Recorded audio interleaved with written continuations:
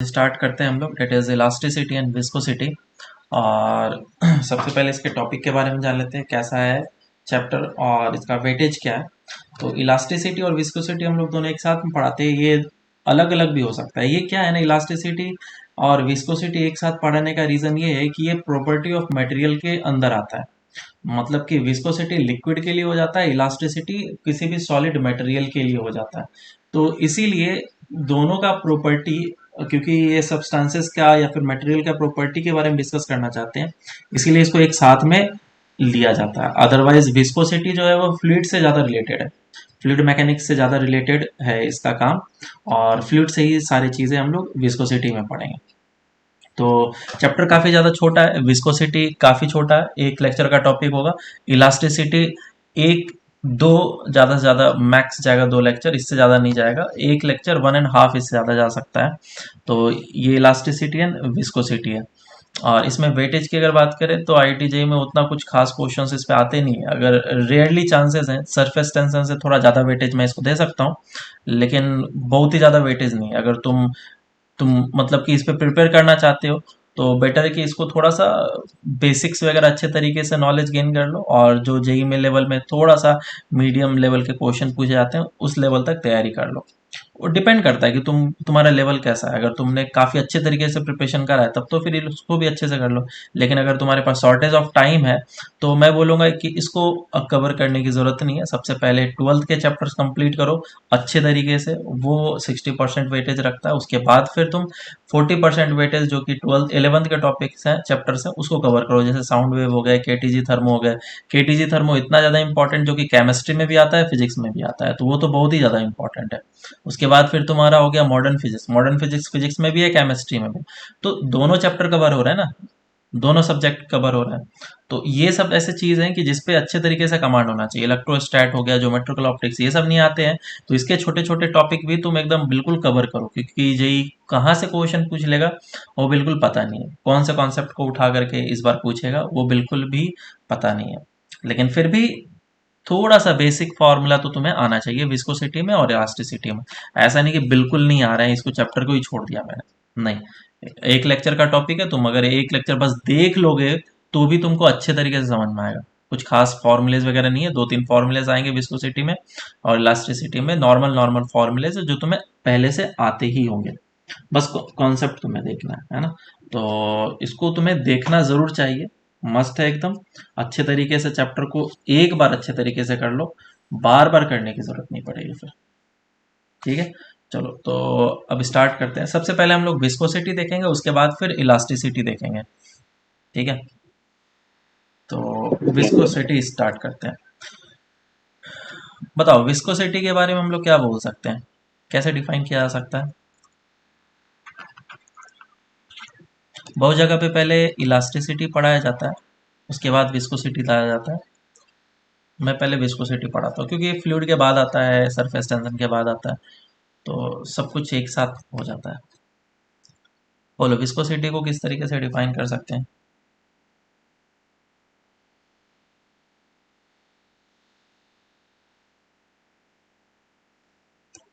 कुछ आ रहा है दिमाग में।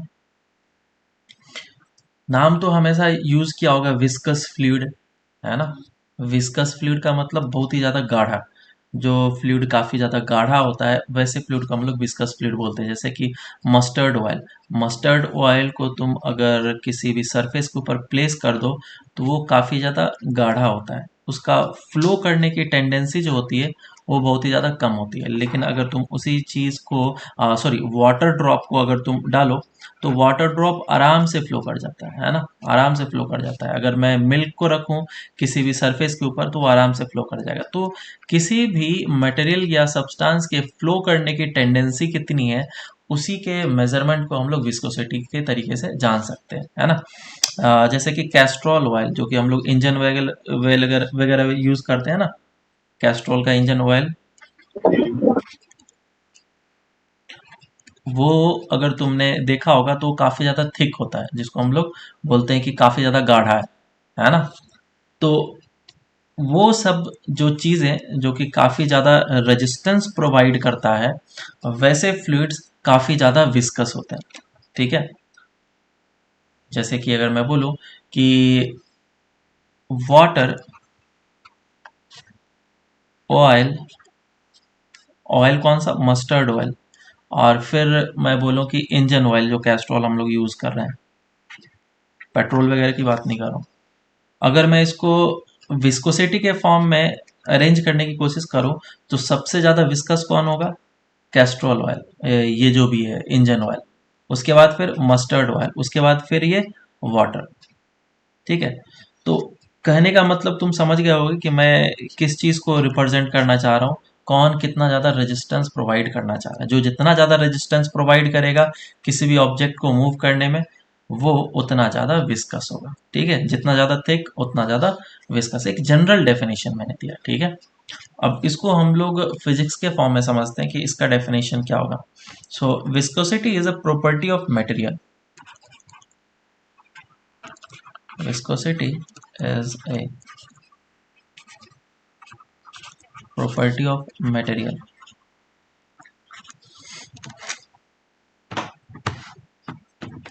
और क्या है इसमें, property of material by virtue of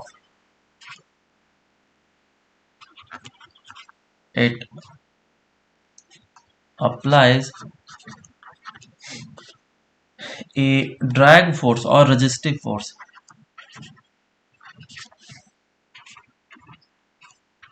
or a resistive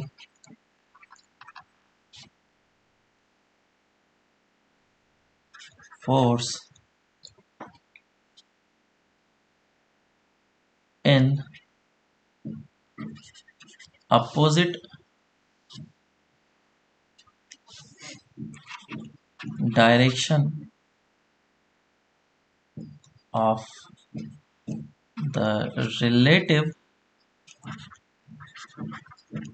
velocity of the object।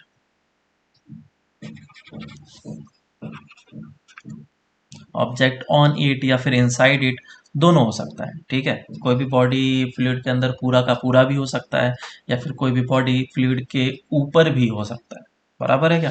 तो ये कितना ज़्यादा रेजिस्टेंस प्रोवाइड करेगा या फिर कितना ज़्यादा ड्रैग प्रोवाइड करेगा, वो ज़्यादा विस्कस फ्लूइड होगा। मान लो कि हम लोग पानी के अंदर बस इस तरीके से चलना चाहते हैं ना, ये मान लो एक टैंक है और इसमें पूरा का पूरा पानी है, और हम लोग इसमें अंदर चलना चाहते हैं।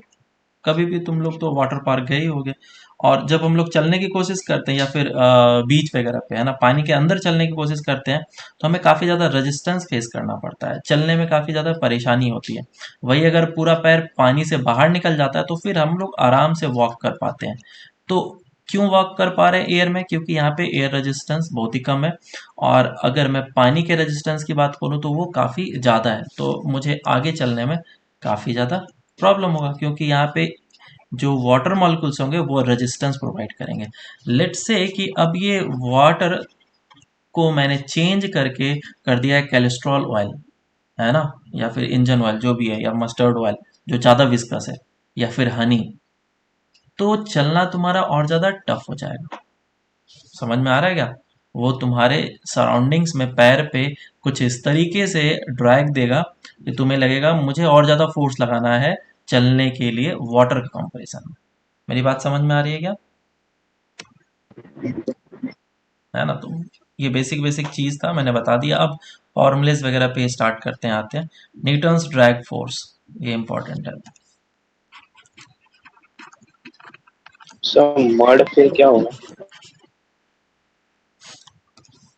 मड भी वही चीज़ है, ड्रैग प्रोवाइड करेगा। अब डिपेंड करता है कि कौन सा ज़्यादा है, जैसा मड होगा, गाढ़ा कितना ज़्यादा है, उसके हिसाब से डिपेंड करेगा कि कौन कितना ज़्यादा इसका सा। तो न्यूटन्स ड्रैग फोर्स का जो फॉर्मूला है वो ये है। इन्होंने क्या बताया कि जो कोई भी, मैं यहाँ पे ड्रॉ करता हूँ, मान लो कि ये वाटर सरफेस है, और ये वाटर सरफेस जो है अभी स्टिल बिल्कुल नहीं चल रहा है, तो इसकी वेलोसिटी जो होगी वो बिल्कुल ज़ीरो होगी। लेकिन अगर मैं सबसे अपर वाले सरफेस को मूव कराने लग जाऊं, बराबर, अपर वाले सरफेस को मूव कराने लग जाऊं, तो उसके नीचे वाला सरफेस क्या होगा, वो भी मूव करने लग जाएगा। अब उसको समझाने के लिए मैं तुम्हें एक थोड़ा सा अलग तरीके का एग्जाम्पल लेता हूँ। मान लो कि मेरे पास एक टैंक है पानी का, और उस पानी के टैंक के अंदर मैंने एक एक करके पानी भरना स्टार्ट करा। 1 ग्लास पानी भरा इस तरीके से, तो पानी क्या करेगा, पूरा का पूरा बिछ जाएगा, पूरा का पूरा पानी जो है वो सरफेस पे बिछ जाएगा, एक चादर की तरह काम करेगा। इस चादर को तुम एक लेयर की तरह एज्यूम कर सकते हो, लेयर ऑफ वाटर सरफेस, है ना। तो ये single layer of water surface हो गया, जिसमें कि मॉलिक्यूल्स वगैरह इस तरीके से इंटरेक्ट कर रहे हैं। अब मैंने क्या किया, वापस से 1 गिलास और पुट किया, तो वो पानी क्या होगा, फिर से बिछ जाएगा इसके ऊपर, और ये पानी इसके ऊपर बिछेगा, तो ये भी एक लेयर की तरह काम करेगा। ये second layer of water surface की तरह एक्ट कर सकता है। उसके बाद फिर तुमने 1 गिलास और पानी डाला, और इस तरीके से अनगिनत पानी डाला, तभी तो टैंक हमारा भरता है। तो ये एक एक लेयर बिछता जा रहा है, ये सेकेंड लेयर और ये थर्ड लेयर। फिर और पानी डाला, और जितना पानी मैं डालते जाऊंगा उतना पानी इसके ऊपर बिछता जाएगा, और इसके लेयर्स बढ़ते जाएंगे। तो यहाँ पे ढेर सारे लेयर्स हो गए। मैं इसी लेयर्स को इस जगह पे रिप्रेजेंट करने की कोशिश कर रहा हूँ, सिर्फ एक स्मॉल पार्ट, इतना सा पार्ट मैं रिप्रेजेंट करने की कोशिश कर रहा हूँ। इसके सरफेस के ऊपर मैंने क्या कर दिया, एक कार्डबोर्ड रख दिया जो कि फ्लोट कर रहा है इसके ऊपर। एक कार्डबोर्ड रखा है जो कि इसके ऊपर फ्लोट कर रहा है। तो अभी क्या है, ये वाटर सरफेस के कांटेक्ट में है और मूव नहीं कर रहा है। अब मैं क्या कर रहा हूँ, इसको मूव कराने की कोशिश करूंगा। और इसको मैंने मूव कराने की कोशिश करा कितने से, v0 वेलोसिटी से, और जो बेस है वो अभी भी स्टिल है, वो मूव नहीं कर रहा है। तो इतने सारे जो मेरे पास लेयर्स मिले हैं, 1 लेयर, 2 लेयर, 3 लेयर, 4 लेयर, ये सभी लेयर क्या करेंगे, मूव करने की कोशिश करेंगे। क्यों, काइंड ऑफ इसको तुम फ्रिक्शन की तरह समझो। जैसे फ्रिक्शन एक रिलेटिव मोशन को अपोज करता है, और अगर ब्लॉक के ऊपर ब्लॉक रखा जाए तो वो क्या करेगा, ऊपर वाले ब्लॉक नीचे वाले ब्लॉक को भी मूव कराने की कोशिश करेगा, या फिर नीचे वाले ब्लॉक ऊपर वाले ब्लॉक को भी मूव कराने की कोशिश करेगा। रीजन ये है कि वो किसी न किसी तरीके से रिलेटिव मोशन को अपोज करने की कोशिश करेगा। तो मैं इस जगह पे इसका वेलोसिटी ग्रेडियंट बना रहा हूं। अब ग्रेडियंट का क्या मतलब होता है, ग्रेडियंट का मतलब होता है किसी भी चीज का इंक्रीमेंट किसी चीज के रेस्पेक्ट में। जैसे कि टाइम के रेस्पेक्ट में टेम्परेचर कैसे बढ़ रहा है, या फिर डिस्टेंस के रेस्पेक्ट में टेम्परेचर कैसे बढ़ रहा है, इसे हम लोग ग्रेडियंट बोलते हैं। तो यहाँ पे हम लोग डेप्थ के रेस्पेक्ट में वेलोसिटी किस तरीके से बढ़ रहा है उसको हम लोग वेलोसिटी ग्रेडियंट बोलेंगे। तो जो सबसे अपर टॉप वाला लेयर होगा उसकी वेलोसिटी सबसे क्या होगी, मैक्सिमम। और क्योंकि सबसे लोएस्ट वाला जो लेयर है वो बिल्कुल स्टिल है, क्योंकि नीचे वाला जो तुम्हारा सरफेस है वो तो स्टिल है, वो तो मूव नहीं कर रहा है, और तो उसके साथ में जो कांटेक्ट होगा लेयर वो भी तो मूव नहीं करेगा डेफिनेटली। तो इसकी वेलोसिटी कितनी हो जाएगी, 0। और मान लेते हैं कि इसका जो हाइट है ये है तुम्हारा h, कुछ भी मान सकते हैं हम लोग, बाद में मान लेंगे ये h, बराबर है। तो सबसे टॉप मोस्ट लेयर की वेलोसिटी सबसे ज्यादा होगी, उसके नीचे वाला लेयर क्या करेगा, उसके साथ साथ मूव करने की कोशिश करेगा। नीचे वाला लेयर मूव कर रहा है, सेकंड लेयर मूव कर रहा है, तो थर्ड लेयर को मूव कराने की कोशिश करेगा। थर्ड लेयर मूव कर रहा है तो फोर्थ को मूव कराने की कोशिश करेगा। इस तरीके से सभी एक दूसरे को मूव कराने का कोशिश करेगा, और फाइनली सबसे लोएस्ट वाला जो लेयर होगा वो मूव नहीं करेगा। तो इसे हम लोग वेलोसिटी ग्रेडियंट बोलते हैं। This is called velocity gradient. अब इम्पॉर्टेंट पॉइंट ये है कि जो मैंने न्यूटन्स ड्रैग फोर्स बताया, ये न्यूटन्स ड्रैग फोर्स जो है वो इस बात पे डिपेंड करता है कि जो कांटेक्ट एरिया है इस प्लेट का वो कितना है। अगर कांटेक्ट एरिया ज़्यादा होगा तो न्यूटन्स ड्रैग फोर्स जो लगेगा वो काफ़ी ज़्यादा लगेगा। अगर तुम्हारा वेलोसिटी टॉप मोस्ट सरफेस का काफ़ी ज़्यादा है तो न्यूटन्स ड्रैग फोर्स जो है वो वेलोसिटी ग्रेडियंट के डायरेक्टली प्रोपोर्शनल होगा। वो इस बात पे भी डिपेंड करेगा कि वेलोसिटी ग्रेडियंट इसका कितना है, जिसको हम लोग dv बाय dy से रिप्रेजेंट करते हैं। दूसरी जगह पे अलग अलग फॉर्मेशन दिया जा सकता है, dv बाय dh दिया जा सकता है, dv बाय dx बोला जा सकता है ना। याद करो हम लोगों ने पोटेंशियल ग्रेडियंट यूज किया था कहाँ पे? करंट। हम्म क्या था potential gradient? dv by d l x था, है ना, या फिर डी dl। ये 12th में हम लोग करते हैं, ये तो 11th का चैप्टर है। तो पोटेंशियल ग्रेडियंट भी इसी तरीके से डिफाइन किया जा सकता है और इनफैक्ट करते हैं। तो यहाँ पे हमें पता चल गया कि इन सभी के ऊपर डिपेंड करता है। तो जब इन सभी को कंबाइन किया गया तो ड्रैग फोर्स जो हमारा निकल करके आता है, this drag force is equals to eta a dv by dy। अब समझाता हूँ मैं इसमें ईटा क्या चीज़ है, ए क्या चीज़ है और dv बाई dy की क्या चीज़ है। ईटा क्या है? ईटा को हम लोग बोलते हैं कोफिशिएंट ऑफ विस्कोसिटी, और इसमें एक माइनस साइन को हम लोग अप्लाई करते हैं सामने। नेगेटिव साइन क्यों? बोलो, कोई बता सकता है नेगेटिव क्यों साइन यूज किया गया?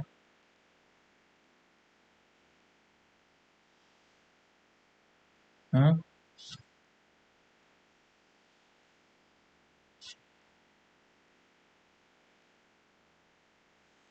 Opposite force.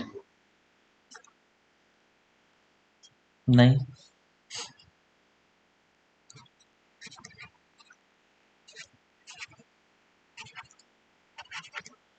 सोचो फोर्स का डायरेक्शन किस तरीके से डिसाइड होगा। वो रिलेटिव मोशन को अपोज करने की कोशिश करेगा, है ना। तो वेलोसिटी ग्रेडियंट भी एक ऐसा चीज है जो कि प्लस और माइनस साइन को रिप्रेजेंट कर सकता है। तो तुम मुझे बताओ वेलोसिटी ग्रेडियंट पॉजिटिव हुआ या नेगेटिव हुआ?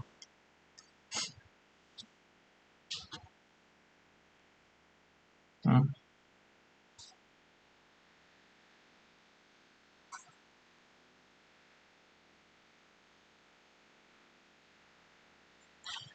इसमें dv बाय जो dy है वो नेगेटिव हो रहा है, क्योंकि जैसे जैसे हम लोग h को बढ़ाते जाएंगे वैसे वैसे v हमारा क्या हो रहा है, घटते जा रहा है। इसका मतलब dv जो है वो नेगेटिव होगा और dy क्या होगा, पॉजिटिव होगा, बराबर। तो इसीलिए हम लोग एक माइनस साइन को अप्लाई करते हैं ताकि ओवरऑल ये जो हो मैग्नीट्यूड में पॉजिटिव आए। क्लियर है क्या? हाँ। हाँ। तो इस तरीके से हम लोग समझ सकते हैं कि नेगेटिव साइन का रिप्रेजेंटेशन क्या चीज़ है। और वो भी बोल सकते हो कि क्योंकि ये एक ड्रैग फोर्स है तो इसीलिए माइनस साइन लगा गया है। वो minus sign dv by dy को कंपनसेट कर देगा, ऐसा भी हम लोग सोच सकते हैं। अब देखो ए जो है, हम लोग ए बोलेंगे जो भी सरफेस एरिया कांटेक्ट में होगा उसी को हम लोग सरफेस एरिया के तौर पे यूज करेंगे। जैसे कि ये जो सरफेस एरिया कांटेक्ट में है उसी को लेंगे, ऊपर वाला एरिया नहीं लेंगे। ऐसा नहीं कि एक बक्सा है, बॉक्स है, तो मैं ऊपर वाला भी एरिया ले लिया, नहीं। मुझे सिर्फ और सिर्फ कांटेक्ट वाला एरिया लेना है जो कि कांटेक्ट में। मेरी बात समझ में आई क्या? बेस के साथ जो भी कांटेक्ट में है उसी एरिया को हमें यूज करना है। ईटा को हम लोग क्या बोलेंगे, कोफिशिएंट ऑफ विस्कोसिटी। एक मिनट,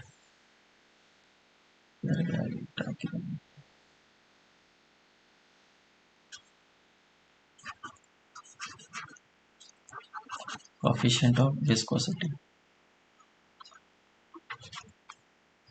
ईटा। अब एक बार वापस से वेलोसिटी ग्रेडियंट को देख लेते हैं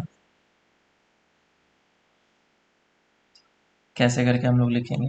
अब देखो डेप्थ तुम किस तरीके से चूज करना चाहते हो, y को किस तरीके से चूज करना चाहते हो, उस पर वो तुम्हारे ऊपर डिपेंड करता है और उसी से हमारा वैल्यू पॉजिटिव या फिर नेगेटिव आ सकता है।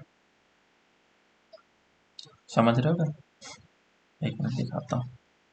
लेट्स से कि ये तुमने बनाया वेलोसिटी, ये इस डायरेक्शन में, फिर इस डायरेक्शन में, फिर इधर, ऐसे करके, और तुमने ऊपर से लिया y1 और ये लिया y2। इस लेयर की वेलोसिटी थी v1 और इस लेयर की वेलोसिटी थी v2। तो हम लोग वेलोसिटी ग्रेडियंट क्या लिखेंगे?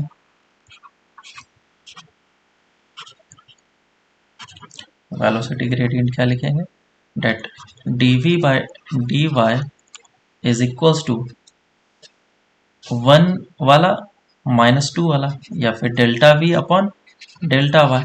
डेल्टा v कौन सा हो जाएगा? v2 minus of v1 upon y2 minus of y1। अब ये जो चीज़ है ऑटोमेटिकली तुम्हें क्या दिख रहा है? नेगेटिव दिख रहा है। क्यों? क्योंकि v2 is greater than v1 and, sorry उल्टा लिख दिया मैंने, v2 is less than v1 and y2 is greater than y1।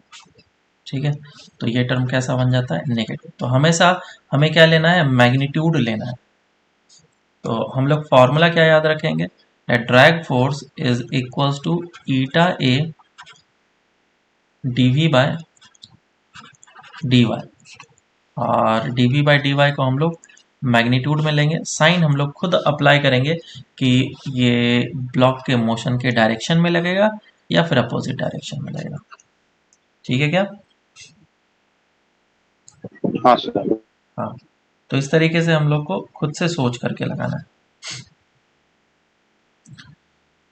चलो इस पे एक दो क्वेश्चन कर लेते हैं, तुम्हें और अच्छे तरीके से समझ में आ जाएगा। क्वेश्चन ऐसा है कि एक बोट है जो कि आगे की डायरेक्शन में 20 मीटर पर सेकेंड से जा रहा है, और जो डेप्थ दिया हुआ है डेट इज गिवन h। जो सरफेस है इसके कांटेक्ट में एरिया दे रखा है 10 मीटर स्क्वायर। जस्ट एक हाइपोथेटिकल सिचुएशन ले रहा हूँ। तो क्वेश्चन पूछा गया है और इसका कोफिशिएंट ऑफ विस्कोसिटी दिया गया है ईटा। तो बोला गया है find the velocity of the boat as a function of time. Simple question है, टफ नहीं है, आराम से करो, समझ में आ जाएगा तुम्हें।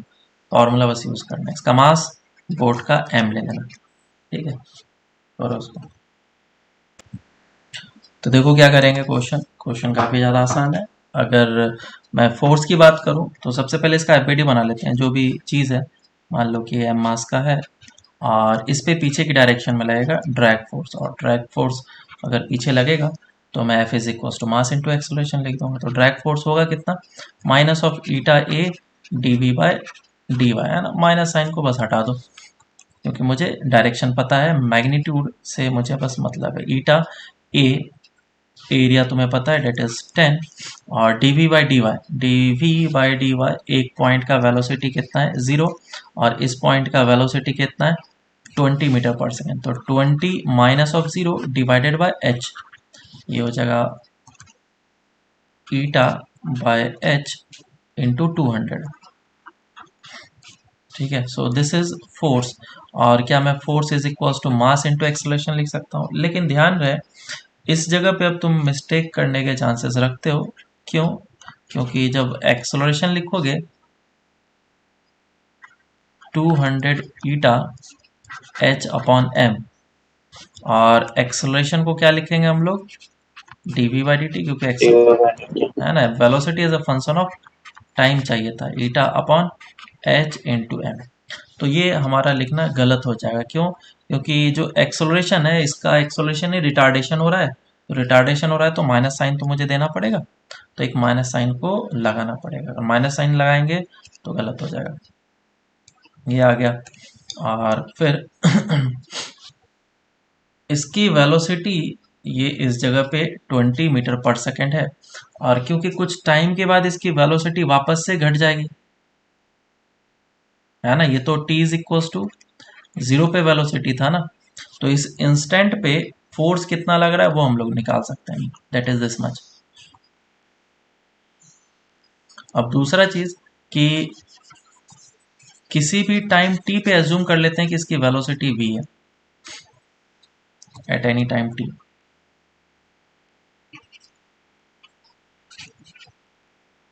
क्योंकि इस पे डायरेक्ट फोर्स लग रहा है पीछे की डायरेक्शन में, तो उसकी धीरे धीरे वेलोसिटी खत्म होगी, डिक्रीज होगी। तो किसी भी टाइम t पे मैं वेलोसिटी v मान लेता हूँ। तो इस पे जो अब इस टाइम पे डायरेक्ट फोर्स लग रहा होगा that will be minus of eta by h v minus of 0। और एरिया भी ले लो a, eta a dv by dh, और इसे हो जाएगा mass into expression is equal to minus eta a v by h, और एक्सलेशन आ जाएगा minus eta a by h into v. और अब एक्सलेशन को मैं लिख सकता हूँ dv by dt is equal to minus eta a by h और v। सो इसको इस तरफ लेकर के आ जाओ, और इसको इस तरफ लेकर के आ जाओ, और इसको इंटीग्रेट कर लो। इंटीग्रेशन कहाँ से कहाँ तक जाएगा, इंटीग्रेशन क्योंकि time t is equal to 0 जब था उस समय इसके पास वेलोसिटी 20 था, जब टाइम t हो जाएगा तो इसकी वेलोसिटी कितनी होगी वो मुझे निकालनी है। तो ये हो जाएगा ln v which is v by 20 is equals to minus of eta a h into T.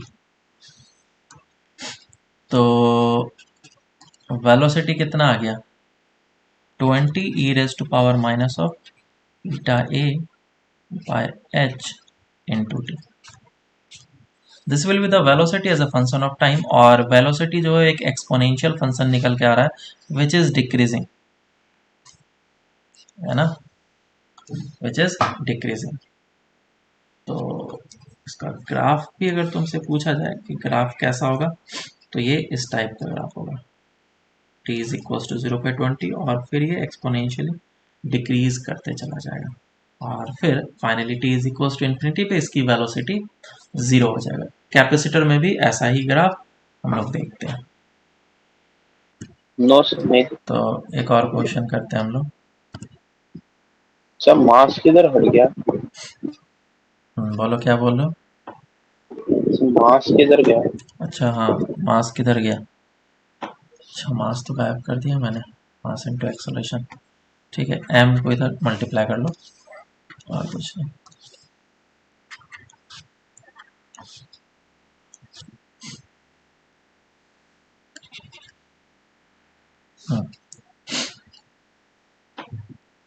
ठीक है, तो बेसिक क्वेश्चन है इसका, सिंपल सा इंटीग्रेशन होगा और इंटीग्रेशन करके ही आंसर निकल जाएंगे।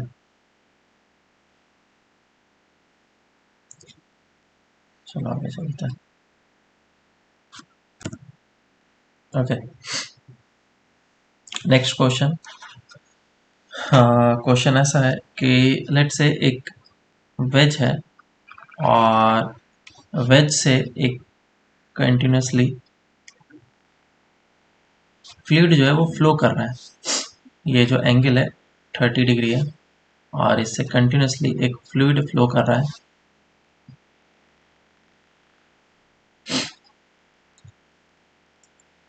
इस तरीके से, और इसके ऊपर एक ब्लॉक रखा गया है इस तरीके से। तो क्वेश्चन पूछा गया है, इसका क्यूबिकल ब्लॉक है जिसका साइड लेंथ 2 मीटर है,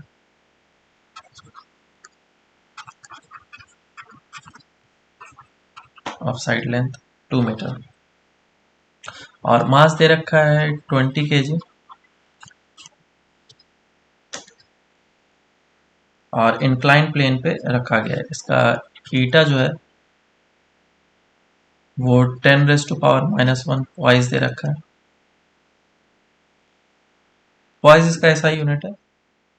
with constant velocity of 10 meter से अगर ये जा रहा है तो हमें बताना है कि इसका थिकनेस कितना होगा। Find the thickness of the liquid layer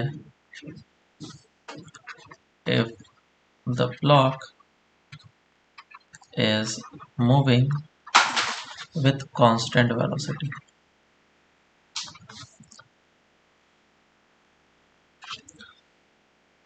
constant velocity कितना, 20 मीटर 10 मीटर पर सेकेंड। चलो इसको सॉल्व करो जल्दी से। तो देखो सिंपल से इसमें फॉर्मूला यूज करते हैं। अगर तुम्हें पता है कि ये कांस्टेंट वेलोसिटी से मूव कर रहा है, डेट मीन्स नेट फोर्स कितना होना चाहिए, 0। एम जी साइन थीटा जो है वो इस डायरेक्शन में लगेगा और पीछे के डायरेक्शन में क्या लगेगा, ड्रैग फोर्स। ये आगे की डायरेक्शन में कांस्टेंट वेलोसिटी से मूव कर रहा है, that is 10 meter per second. और कॉन्टैक्ट एरिया वगैरह कितना होगा ये तो हम लोग लिख ही सकते हैं। ड्रैग फोर्स का फॉर्मूला भी हम लोग ने लिखा, that is eta a v by h, ठीक है। और ड्रैग फोर्स जो होना चाहिए वो एम जी साइन थीटा के बराबर ही होना चाहिए, ईटा ए वी बाय एच होगा। अब देखो इसमें वैल्यूज को पुट कर लेते हैं। मास कितना दे रखा है, किधर गया मास, ऊपर है। Mass is 20 kg।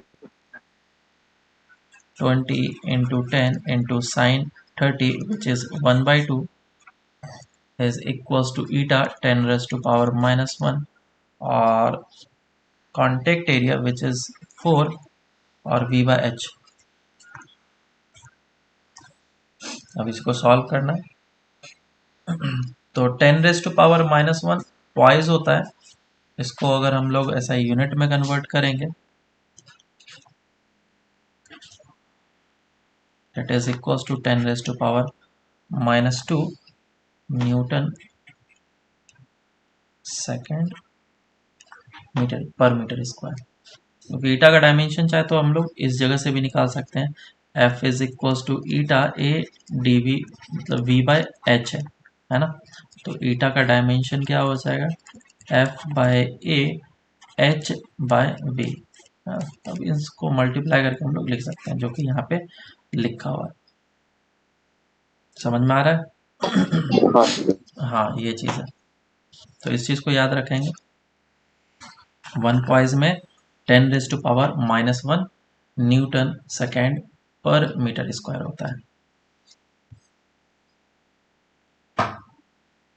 मैं ऊपर ही इसको नोट डाउन करके लिख देता हूँ।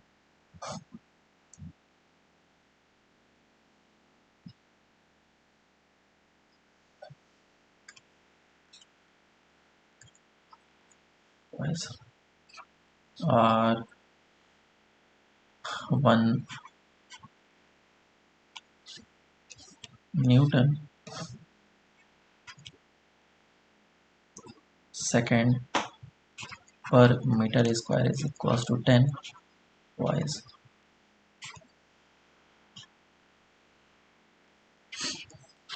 चलो आगे चलते हैं।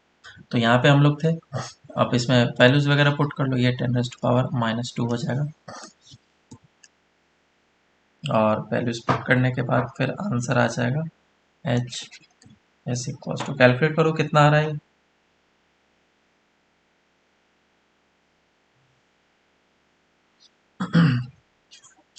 10 हो जाएगा, ये 10 100 और एक 10 से 10 जाएगा इधर से। 4 mm आ रहा है ना, 4 mm।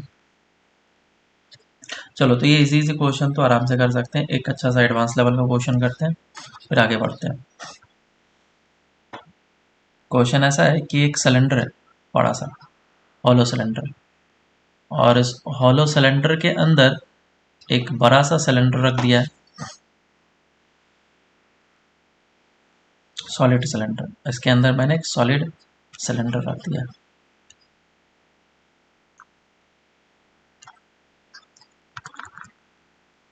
और ये सॉलिड सिलेंडर जो है वो आराम से रोटेट कर सकता है।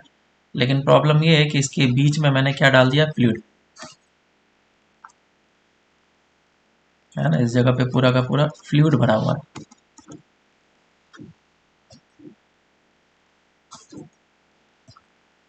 इस तरीके से फ्लूइड इसके अंदर भरा हुआ है। इसको ओमेगा से रोटेट करा दिया गया इसके एक्सिस के अबाउट, और इसको छोड़ दिया गया। इस जो सिलेंडर है इसको रोटेट करा दिया गया ओमेगा नॉट से, और इसको छोड़ दिया गया। इस सिलेंडर का मास हम लोग एज्यूम कर लेते हैं, सॉलिड सिलेंडर जिसका मास m है, और इसका रेडियस भी एज्यूम कर लेते हैं, लेट से r एंड 2r ले लेते हैं, सिंपल सा चीज। तो ये रेडियस है इसका r, और ये है 2r, ऐसा। तो अब क्वेश्चन क्या पूछा है कि इसका ओमेगा निकालना है तुम्हें as a function of time, ठीक है।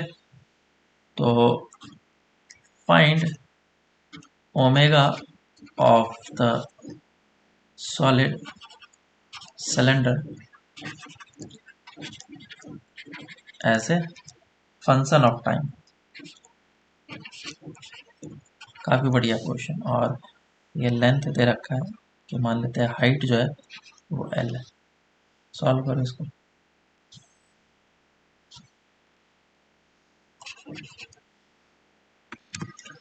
चलो इसको सॉल्व करते हैं। तो देखो इसमें सबसे पहले हमें ये निकालना होगा, क्योंकि ओमेगा के साथ काम करना है, तो ओमेगा बढ़ता है या कम होता है वो तुम्हें किस पे डिपेंड करता है, वो टॉर्क पे डिपेंड करता है कि इसके ऊपर टॉर्क कितना लग रहा है ना। तो हम लोग उसी टॉर्क को देखने के लिए पहले कोशिश करेंगे, उसके बाद फिर इसको ओमेगा निकालने का कोशिश करेंगे। तो इस तरफ ये जो होगा, जो भी लिक्विड होगा वो क्या करेगा, इसके ऊपर ड्रैग फोर्स अप्लाई करेगा। तो ड्रैग फोर्स के कारण से क्या लगेगा, इसके ऊपर टॉर्क लगेगा। तो इसको मैं एक वर्टिकल टॉप व्यू से देख रहा हूँ। टॉप व्यू में कैसा आएगा, ऐसा रहेगा, है ना। तो ये रेडियस है r, और ये रेडियस होगा 2r। तो जो लिक्विड है वो इस सभी जगह पे है। अब मान लो कि ये जो है वो इस डायरेक्शन में रोटेट करना चाहता है, इस डायरेक्शन में रोटेट करना चाहता है, और किसी भी टाइम t पे इसका एंगुलर स्पीड हो गया ओमेगा। तो इस पर टॉर्क कौन अप्लाई कर रहा है, क्योंकि ये सारे जो मॉलिक्यूल्स हैं, ये जो सारे जो एटम्स हैं, पार्टिकल्स हैं, वो आगे के डायरेक्शन में मूव करना चाहता है। तो ये जो विस्कस फोर्स होगा इस पे लगेगा अपोजिट डायरेक्शन में, पीछे की डायरेक्शन में लगेगा। तो फोर्स जो है इस पे इस डायरेक्शन में लगेगा, विच will B tangential, which will B tangential. तो एक छोटा सा फोर्स अगर मैं एज्यूम कर लूँ, तो ये छोटा सा फोर्स जो है पूरे के पूरे सरफेस पे लगेगा, ये इस तरीके से टॉर्क लगेगा, और ओमेगा इस डायरेक्शन में होगा। तो अब मुझे इसी को ही थोड़ा सा अरेंज करके लिखना पड़ेगा। तो छोटा सा जो ड्रैग फोर्स होगा वो ड्रैग फोर्स कितना हो जाएगा, so D F will be equals to eta A D V by D Y. अब y की बात करें तो डेप्थ होता है जहाँ पे वेलोसिटी जीरो है और जहाँ पे मैक्सिमम वेलोसिटी है। क्या ये सरफेस पे वेलोसिटी जीरो है, बिल्कुल हाँ। क्या इस सरफेस पे वेलोसिटी सबसे मैक्सिमम है, और है कितना वेलोसिटी, ओमेगा इंटू आर है। तो ईटा ए को अभी मैं रहने देता हूँ, इसको लिखूंगा हम लोग d v v two minus v one. तो ये वाला सरफेस तो जीरो हो जाएगा, ये वाला कितना हो जाएगा, ओमेगा आर। और डेप्थ कितना है इन दोनों के बीच का डिस्टेंस, विच इज आर। सबको मैग्नीट्यूड में लिखेंगे हम लोग, बाद में माइनस साइन खुद से अप्लाई कर लेंगे। अब ए की बात करते हैं। तो कांटेक्ट जो है वो सरफेस एरिया कितने कांटेक्ट में, ये पूरा का पूरा सरफेस एरिया कांटेक्ट में है, वही ड्रैग फोर्स अप्लाई करेगा, इतना सा जो पूरा का पूरा कांटेक्ट है, बराबर। तो सरफेस एरिया का वैल्यू कितना हो जाएगा बोलो, 2 पाई आर इंटू एच, यार 2 पाई आर इंटू एल लिखा था पहले, तो 2 पाई आर इंटू एल ले लो। So this is the small force, और इस स्मॉल फोर्स के कारण से टॉर्क जो होगा इस पॉइंट के अबाउट कितना लगेगा, टॉर्क के अबाउट दिस एक्सिस।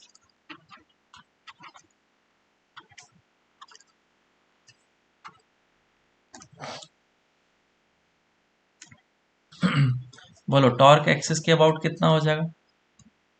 ये तो टोटल फोर्स ही मैंने दे दिया है, तो डीएफ देने की ज़रूरत नहीं है, मैंने सोचा था एलिमेंट लेके दिखाऊंगा। तो ये टोटल फोर्स हो गया, और ये टोटल फोर्स टेंजेंशियली लग रहा है, तो टॉर्क हो जाएगा R cross of F direction ऊपर दिया गया है। तो ये हो जाएगा ईटा, आर से आर कैंसिल आउट हो जाएगा, 2πl into omega R into R. So this will be the torque.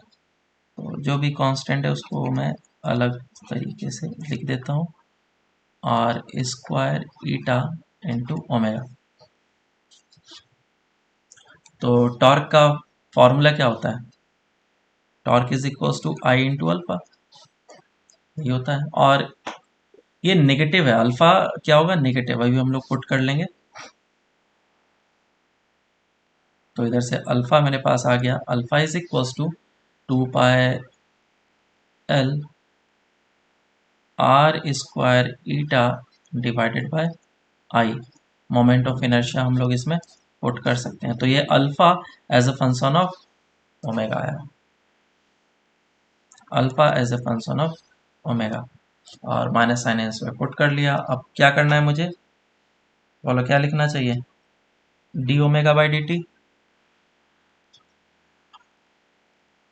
Is equals to, इस पूरे चीज को मैं कांस्टेंट एज्यूम कर लेता हूँ।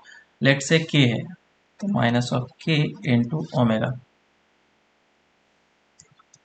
तो ये हो जाएगा D omega by omega is equals to minus of K D T. इसको इंटीग्रेट करेंगे, जब टाइम जीरो था उस समय ओमेगा नॉट था, जब टाइम टी होगा तो उस समय ओमेगा हो जाएगा। और ये फिर से L N omega by omega not is equals to minus of K T फॉर्मूले के फॉर्म में आ जाएगा। So omega will be equals to omega not E raise to power minus of K T आ जाएगा। ठीक है क्या? हाँ। ये आंसर आ जाएगा।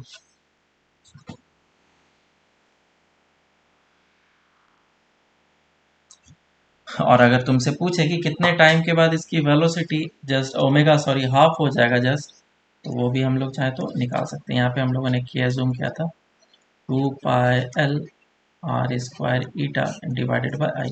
देख लेना कोई चीज़ मिसिंग ना हो, अदरवाइज कॉन्सेप्ट जो है वो एग्जैक्टली सेम ही रहेगा। चलो अब आगे चलते हैं हम लोग। तो देखो इसमें क्या क्या डिफरेंसेस हैं विस्कोसिटी वगैरह में और फ्रिक्शन में, क्या सिमिलरिटीज हैं और क्या डिफरेंसेस, उसको एक बार देख लेते हैं।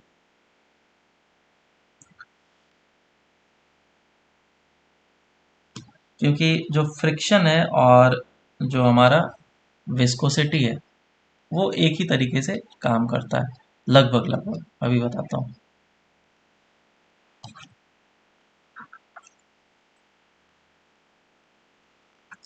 Friction and viscosity.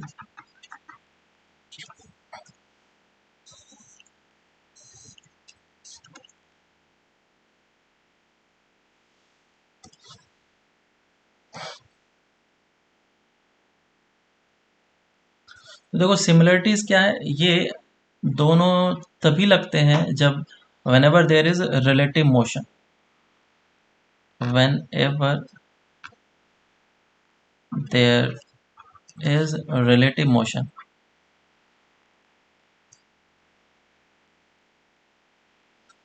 both starts acting। और क्या होता है सिमिलरिटीज? और ये रिलेटिव मोशन को अपोज करता है ना? अपोजेस रिलेटिव मोशन, सिर्फ मोशन को अपोज नहीं करता, ध्यान से समझना, रिलेटिव मोशन को करता है। दोनों किस तरह के फोर्स हैं? इलेक्ट्रोमैग्नेटिक मॉलिक्यूलर फोर्सेस हैं, एक दो दूसरे मॉलिक्यूल्स के बीच में लगने वाला, तो इलेक्ट्रोमैग्नेटिक इन नेचर।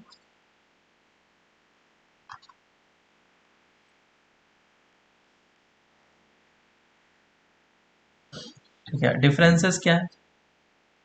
तो मैं इधर लिख देता हूँ फ्रिक्शन, और इधर लिख देता हूँ विस्कोसिटी।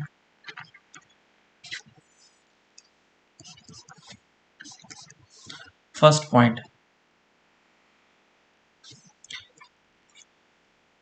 फ्रिक्शन जब लगता है तो वो वेरी कर सकता है अपने मैग्नीट्यूड को, है ना।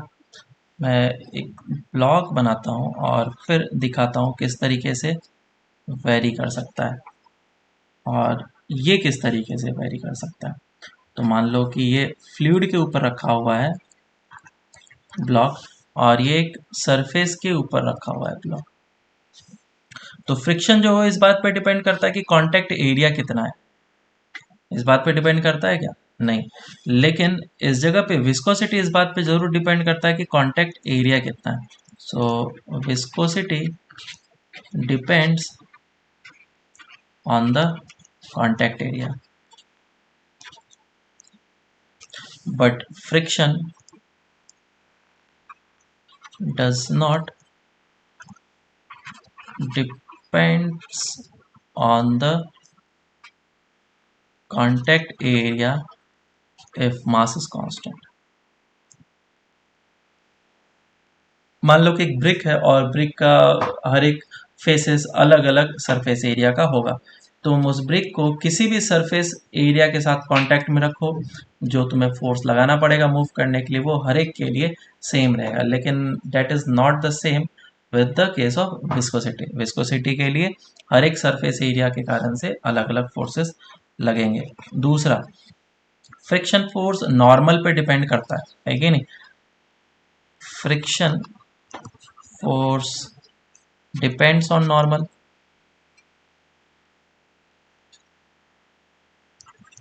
नॉर्मल कितना लग रहा है उस पर डिपेंड करेगा, लेकिन यहाँ पे नॉर्मल पे तो बिल्कुल डिपेंड ही नहीं करता है, ठीक है। Does not depends on normal. इस जगह पे फ्रिक्शन वेलोसिटी पे डिपेंड नहीं करता है कि वेलोसिटी 20 मीटर पर सेकंड रखा है या 50 मीटर पर सेकंड रखा है, कांस्टेंट फ्रिक्शन लगेगा, है ना। Friction will be constant even if the velocity is increased। लेकिन इस जगह पे अगर तुमने वेलोसिटी ज़्यादा किया है तो जो ड्रैग फोर्स होगा वो ज़्यादा लगेगा विस्कोसिटी के कारण से जो फोर्स लगेगा। So if the velocity is increased then the drag force will also increase, ठीक है। तो ये सिंपल सिंपल से चीज थे जो कि इन दोनों के बीच में डिफरेंस है।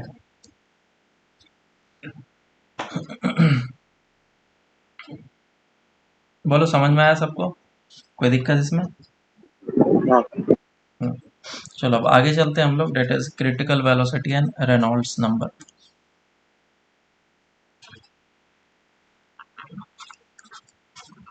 Critical velocity and Reynolds number,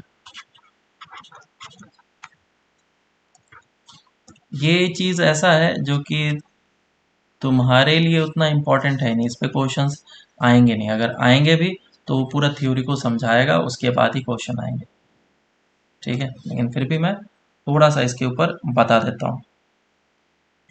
तो क्रिटिकल वेलोसिटी क्या है, और उसी पे बेस्ड है हमारा रेनॉल्ड्स नंबर। क्रिटिकल वेलोसिटी मतलब कि मान लो कि हमारे पास कोई भी एक ट्यूब है और ट्यूब के इनसाइड में पानी को फ्लो करा रहा हूँ, और एक दूसरे शेप का भी ट्यूब मैं अज्यूम कर सकता हूँ वो इस तरीके का। अब देखो, क्योंकि डायमेंशन चेंज हो रहा है तो उसके हिसाब से जो कांस्टेंट जो हम लोग वैल्यूज लिखेंगे वो भी चेंज हो सकते हैं, और रेनॉल्ड्स नंबर भी उसके हिसाब से चेंज होता है। हर एक बुक पे वगैरह में बस एक वैल्यू लिख दिया जाता है, लेकिन समझाया नहीं जाता है क्या है, क्यों है, कैसा है। तो जैसा कि हम लोगों ने फ्लूइड में पढ़ा हुआ है, किस तरह के फ्लो होते हैं? दो तरह का फ्लो होता है, एक होता है स्ट्रीमलाइन फ्लो और एक होता है टर्बुलेंट फ्लो। स्ट्रीमलाइन फ्लो का मतलब क्या होता है? स्टेडी फ्लो, जैसा कि आराम से फ्लो कर रहा है, जो भी पाथ है एक दूसरे का इंटरसेक्ट एक दूसरे से नहीं करेगा।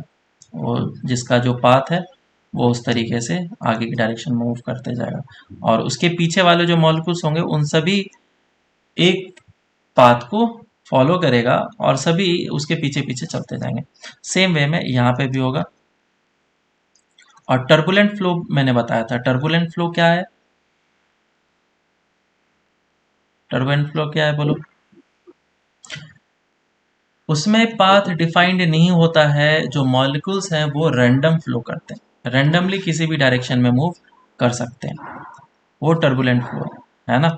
और स्टेडी फ्लो मतलब कि हर एक पार्टिकल का जो पाथ है वो डिफाइंड है, और पाथ कुछ इस तरीके से है कि वो एक दूसरे को इंटरसेक्ट नहीं कर सकता है। तो हम लोगों ने दो तरह के फ्लो पढ़े थे। तो इस ट्यूब के अंदर मुझे, पाइप के अंदर है ना, कितनी वेलोसिटी रखनी चाहिए, कितनी वेलोसिटी रखनी चाहिए ताकि ये स्टडी फ्लो या फिर स्ट्रीम लाइन फ्लो। मेरी बात समझ में आई क्या?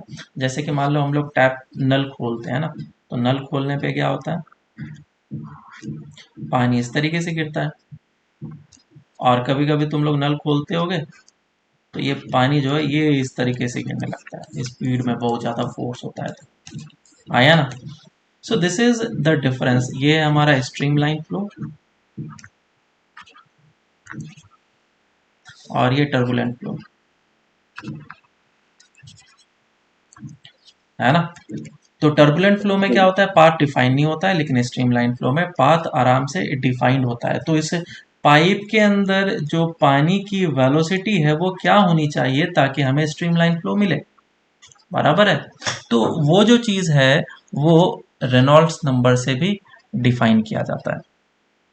रेनॉल्ड्स नंबर एक नंबर है सिंपल सा, और बोला गया कि अगर ये नंबर के आसपास में तुम रखते हो डायमेंशन को, तो उससे तुम्हें क्या मिलेगा, स्टेडी फ्लो या फिर टर्बुलेंट फ्लो वगैरह मिलेगा।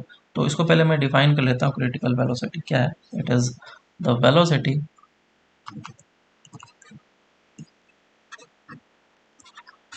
it is the velocity below which, it is the velocity below which the flow of liquid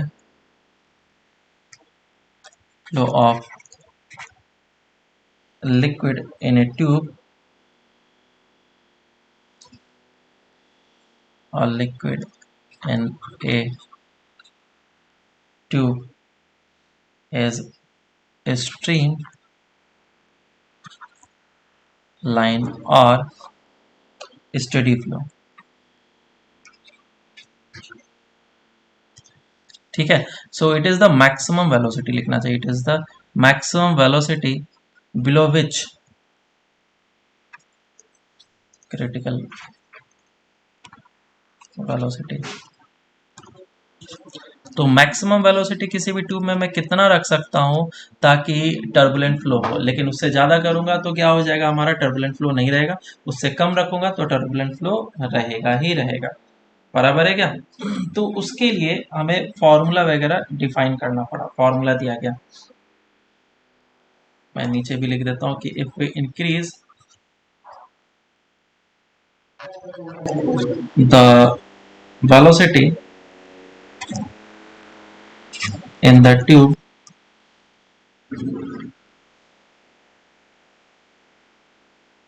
the flow of liquid will be of liquid will be turbulent। okay?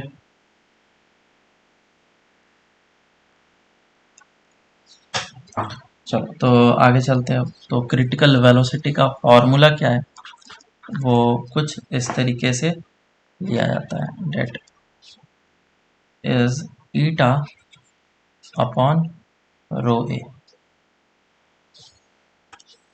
ये है हमारा critical velocity का formula, where R is the Reynolds number, eta is the, eta को क्या बोलते हैं हम लोग,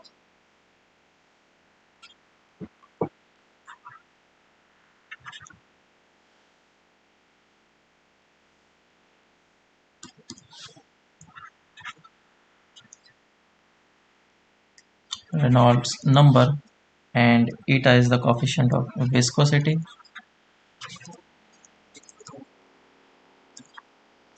and rho is the density of the liquid,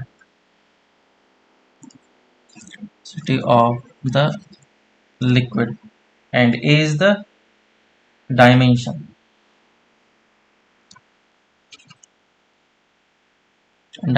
of the tube. अब देखो ट्यूब का डायमेंशन किसी किसी जगह पे अगर तुम्हारा सर्कुलर है तो रेडियस लिया जाएगा, किसी किसी जगह पे इसको अगर तुम्हारा जैसे क्यूब था तो वो साइड लेंथ लिया जाएगा. तो वो डायमेंशन चेंज करने के कारण से भी हमारा रेनॉल्ड्स नंबर का वैल्यू चेंज हो जाता है. ठीक है, तो इस बात का ध्यान रखना कि कौन सा डायमेंशन यूज किया जाता है. जनरली जो यूज किया जाता है रेनॉल्ड्स नंबर का वो वैल्यू अगर 2000 से कम है, if the Reynolds number is less than 2000, तो क्या होगा, then the flow will be streamline. अगर 2000 से कम रहा तो. दूसरा, अगर रेनॉल्ड्स नंबर जो है वो 4000 से कम है लेकिन 2000 से ज़्यादा है, तो जो फ्लो है वो हो सकता है स्ट्रीमलाइन हो सकता है टर्बुलेंट हो. May be streamline, may be turbulent. वो कुछ फैक्टर्स पे डिपेंड करता है कि तुम्हारा जो मटेरियल है कैसा है, तुम्हारे अंदर वो जो तुमने डायमेंशन चूज करा है सर्कुलर है या फिर क्यूबिकल है, या फिर जो सरफेस जो कांटेक्ट में आ रहा है लिक्विड के साथ उसके बीच में फ्रिक्शन कैसा है, वो सारी चीज़ों पे डिपेंड करता है. तो उतने ज़्यादा डेप्थ में हमें जाने की ज़रूरत नहीं है, बस इतना हम लोग याद रख सकते हैं. थर्ड जो है कि अगर रेनॉल्ड्स नंबर 4000 से ज़्यादा होगा तो इस केस में जो फ्लो होगा डेट विल बी टर्बुलेंट.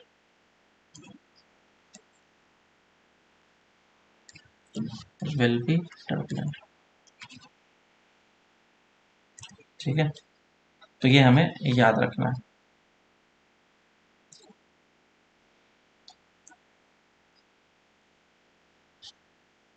चलो आगे चलते हैं. तो ये मैंने तुम्हें बता दिया. हाँ, इसको इवन क्रिटिकल वेलोसिटी को अलग तरीके से डिफाइन करते हैं क्योंकि जानने की ज़रूरत नहीं है, बस ये फॉर्मूला देख लो ना, काफ़ी है. अब देखते हैं इफेक्ट ऑफ टेम्परेचर क्या है. अगर टेम्परेचर हमारा चेंज होता है तो उसके कारण से क्या इफेक्ट पड़ सकता है विस्कोसिटी पे. So effect of temperature on viscosity. बोलो क्या इफेक्ट आएगा, क्या लग रहा है, क्या इफेक्ट आना चाहिए.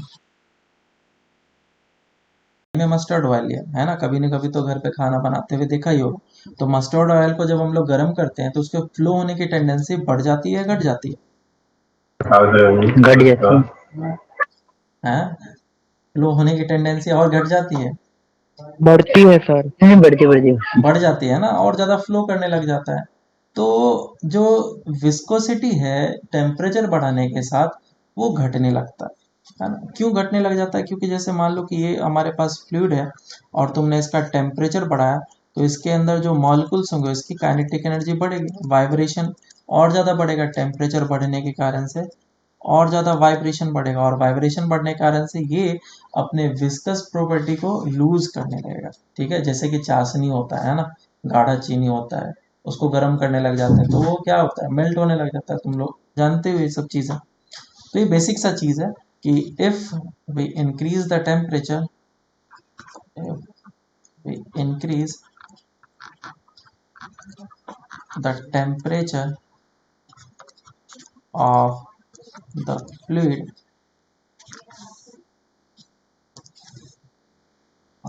टेम्परेचर ये तक लिखता हूँ, then the viscosity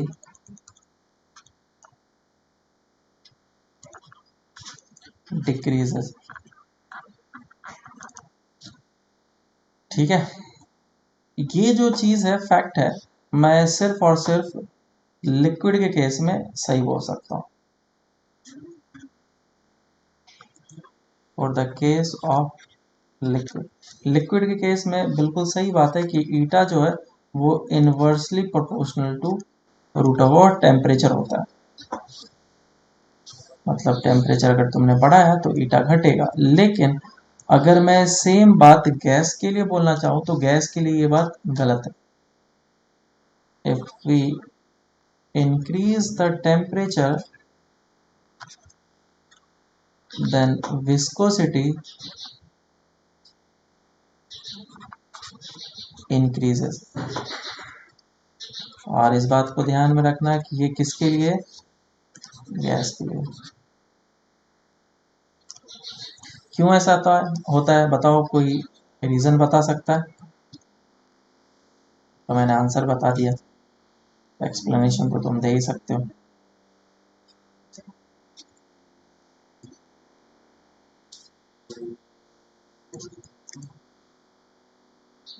बोलो। देखो, जब मॉलिक्यूल्स वगैरह काफी ज्यादा प्रेजेंट है, जैसे कि गैसेस में काफी ज्यादा प्रेजेंट है, वो ऑलरेडी वाइब्रेट कर रहे हैं, तो तुम उसके वाइब्रेशन को और ज्यादा इंक्रीज करोगे तो उसके कारण से क्या होगा, ये और ज्यादा अट्रैक्ट करेगा। ठीक है।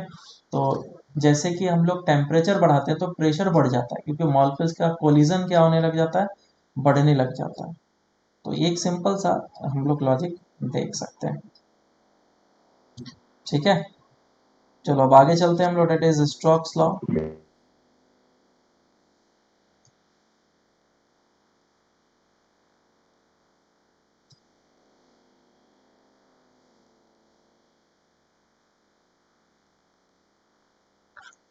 स्टोक्स लॉ,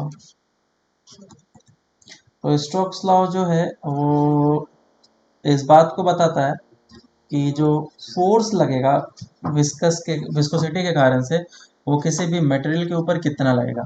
लेकिन इसमें ये कंडीशन है कि जो मटेरियल होना चाहिए वो पूरा का पूरा completely dipped inside the fluid होना चाहिए।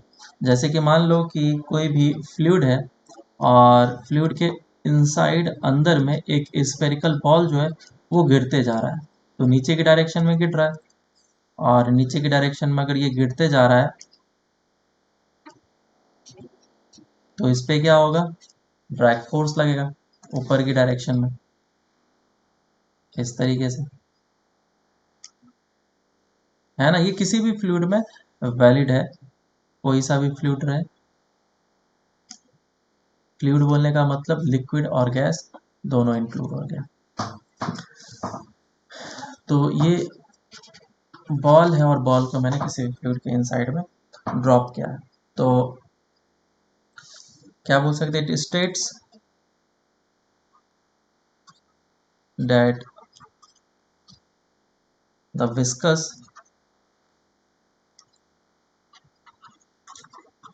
force on any object due to the relative motion inside the fluid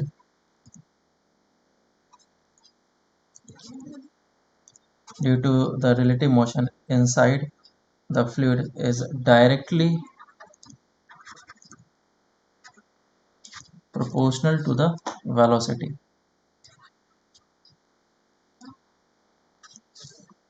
to the velocity। और ये जो है वो रिलेटिव वेलोसिटी, इस बात का ध्यान रखना, एडवांस क्वेश्चन जब पूछे जाते हैं तो ये चीज़ तुम लोग भूल जाते हैं, है ना। तो रिलेटिव वेलोसिटी पे डिपेंड करता है। एडवांस क्वेश्चन में क्या दिया जाएगा कि फ्लूइड की भी वेलोसिटी दे दी जाएगी और इस बॉल की भी वेलोसिटी दे दी जाएगी। तुम्हें रिलेटिव वेलोसिटी को देखना आना चाहिए। स्टूडेंट क्या करते हैं, सिर्फ बॉल की वेलोसिटी देखते हैं, नहीं, ग्राउंड के रेस्पेक्ट में नहीं देखना है हमें, फ्लूइड के रेस्पेक्ट में बॉल की वेलोसिटी देखनी है कि वो है या नहीं। चलो अब आगे चलते हैं। तो वो जो फोर्स का वैल्यू दिया गया वो कुछ ऐसा दिया गया, date force due to the viscosity is 6 pi eta r into v। इस फॉर्मूले को बहुत ही अच्छे तरीके से याद रखना है, इस पे क्वेश्चंस वगैरह आ सकते हैं। चलो इसको देखते हैं हम लोग क्या क्या चीज़ है इसमें। 6 पाए तो हमें कांस्टेंट पता चल रहा है, ईटा क्या है, कोफिशिएंट ऑफ विस्कोसिटी, और आर क्या है, radius of the ball, radius of the ball, और वी क्या है, relative velocity of the object, of the object. अब देखो ज़्यादातर केसेस में क्या होते हैं, जो भी फ्लूइड है वो स्टेशनरी होता है, तो फ्लूइड की वेलोसिटी डायरेक्ट ले ली जाती है। लेकिन एक और चीज़ है, ये रेडियस ऑफ द बॉल लिखा है मैंने, हो सकता है कि बॉल ना ड्रॉप करके वो कोई और चीज़ ड्रॉप कर दे, है ना, क्यूबिकल थिंग ड्रॉप किया जा सकता है, तो उस केस में फिर हम लोग क्या लेंगे, रेडियस। तो उस केस के लिए आज तक तो कभी ऐसा हुआ नहीं है, लेकिन हम लोग क्वेश्चंस इसी तरीके से अज्यूम करके करते हैं कि उसके इक्विवेलेंट वॉल्यूम का जो भी बॉल होगा उसका रेडियस जितना होगा वो हम लोग आर का वैल्यू पुट करेंगे। जैसे कि मान लो एक क्यूबिकल दे दिया गया, तो इसका इक्विवेलेंट वॉल्यूम का जो भी बॉल होगा उसका रेडियस कुछ ना कुछ तो होगा, वो फाइंड आउट करके हमें यहाँ पे पुट करना है। चलो अब आगे चलते हैं। तो ये जो फोर्स है ये किसी भी फ्लूइड के कारण से उस ऑब्जेक्ट के ऊपर लगेगा, लेकिन ध्यान देना कि ये जो फोर्स है वो तभी लगेगा जब पूरा का पूरा ऑब्जेक्ट इनसाइड हो, ऐसा नहीं कि वो सरफेस पे हो। सरफेस वाला फोर्स हमारा ऊपर है, न्यूटन्स ड्रैग फोर्स। बस एकदम बिल्कुल कंफ्यूज नहीं होना है। अब आगे चलते हैं हम लोग टर्मिनल वेलोसिटी की तरफ।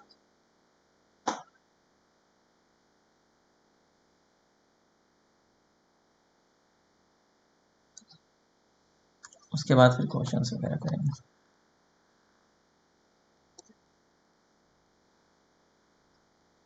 टर्मिनल वेलोसिटी,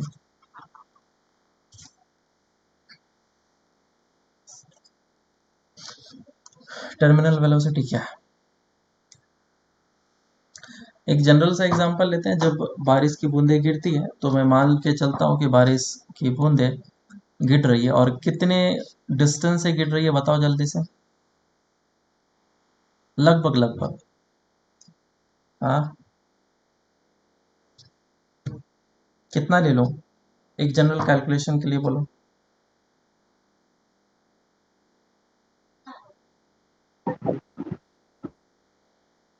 हम्म,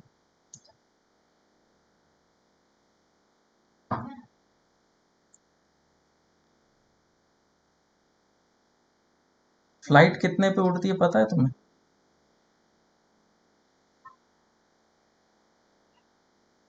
बोलो। क्या सर? फ्लाइट्स वगैरह ऊपर उड़ते हैं ना, कितने हाँ, हाइट पे उड़ते हैं? कितने मीटर? मीटर में जानते हो क्या, जनरली 2000, तीन फुट हजार कुछ वगैरह, पे। फुट पे दिया जाता है। 2000 मीटर कुछ तो, 2000। बहुत ही ऊपर उड़ता है, 6000 फुट से ऊपर फोर्टी ऊपर, थाउजेंड फीट हाँ। हाँ सर। उससे भी ज़्यादा ऊपर उड़ता है। 6000 तो मैंने मिनिमम बताया, ये डायरेक्टली ऊपर चला जाता है, और वो फुट उससे भी ज़्यादा हो सकता है। तो तुम सोच सकते हो वहाँ पे उतना ज़्यादा ऊपर क्यों उठता है, रीज़न क्या होता है। ये पूरा का पूरा एक कोर्स बन जाएगा अगर मैं डेप्थ में गया तो। मान अभी इस पे फोकस करते हैं, जब टाइम मिलेगा बाद में तो मैं इसके ऊपर एक अलग से बात बताऊंगा कि क्या रीज़न है ऊपर इतना ज़्यादा उड़ने का, और क्यों उड़ते हैं, चीज़ें क्या होते हैं, टर्बुलेंस वगैरह, और फिर ड्रैग फोर्स वगैरह। इस वहाँ पे भी विंड्स जो हैं वो काफ़ी स्पीड में मूव कर रहे होते हैं, और एक टनल के फॉर्म में मूव करते हैं। चलो ठीक है, इधर ध्यान देते हैं। तो मान लेते हैं कि ये 2 किलोमीटर से मूव कर रहा है, ठीक है, 2 किलोमीटर से, तो 2000 मीटर हो जाएगा। 2000 मीटर से एक ड्रॉप जो है वो गिरना स्टार्ट किया, और गिरते गिरते अर्थ पे पहुंचा, और अर्थ पे हैं हम लोग, है ना, ये हम लोग अर्थ पे हैं। तो क्योंकि इस पूरे के पूरे टाइम में इस पे acceleration due to gravity G लगेगा, तो मैं इसका वेलोसिटी निकालना चाहता हूँ कि यहाँ पे जब पहुँचने के बाद इसकी वेलोसिटी कितनी होगी। तो हम लोग क्या करें, S is equal to T plus half A T square लगा, या फिर V is equal to U plus of A T, V square minus U square equal to 2as formula लगाएंगे। इनिशियल वेलोसिटी हो गया 0, तो final velocity root under of 2 into G into H. Root under of 2 into G into H हो जाएगा 2000। कितना answer आ रहा है? कितना आंसर आ रहा है ये? हाँ 200 200 मीटर पर सेकेंड। मुझे बताओ बुलेट की स्पीड कितनी होती है?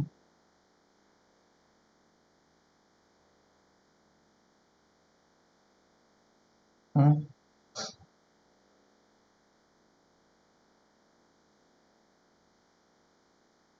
लगभग लगभग। साउंड की स्पीड कितनी है पता है ना? 340 मीटर। जो हाँ सर। बुलेट की स्पीड होती है वो 120 मीटर पर सेकेंड या फिर 300 मीटर पर सेकेंड, वो डिपेंड करता है कि कैसा फायरिंग ऑब्जेक्ट है। तो ऑन एन एवरेज तो मान करके चल सकते हो ये बुलेट की स्पीड से चल रही है। जो बारिश की बूंदे हैं वो बुलेट की स्पीड से चल रहा है। और अगर इसकी स्पीड इतनी होती तो तुम बारिश में जाकर के बारिश में कभी भी पानी का वो आनंद या फिर मजा नहीं ले पाते। तो तुम्हारे शरीर में इतने सारे छेद करते कि तुम गिन मर नहीं जाते कर हैं सर। तुम काउंट नहीं कर सकते हो। बराबर। तो यहाँ से इस एग्जांपल से तुम्हें समझ में आ रहा है कि इसकी वेलोसिटी जो है वो इतनी ज़्यादा हो जाएगी बुलेट की स्पीड के बराबर कि वो फिर हमारे लिए काफ़ी ज़्यादा प्रॉब्लमेटिक होता है। लेकिन ऐसा तो होता नहीं है। क्यों नहीं होता है? क्योंकि होता है बीच में एटमॉस्फेयर। और एटमॉस्फेयर इतना अच्छा काम करता है हमारे लिए कि हम लोग बारिश में बस छाता लेकर के निकल सकते हैं। इमेजिन करो कि बुलेट तुम्हारे ऊपर आ रहा है और तुमने छाता लेकर के इस तरह से रखा है। क्या बुलेट रुकेगा? बिल्कुल नहीं। लेकिन बारिश रुक रहा है क्यों? क्योंकि ऑलरेडी उसकी स्पीड कम हो चुकी है, चाहे तुम कितना भी ऊपर से नीचे गिरा रहे हो।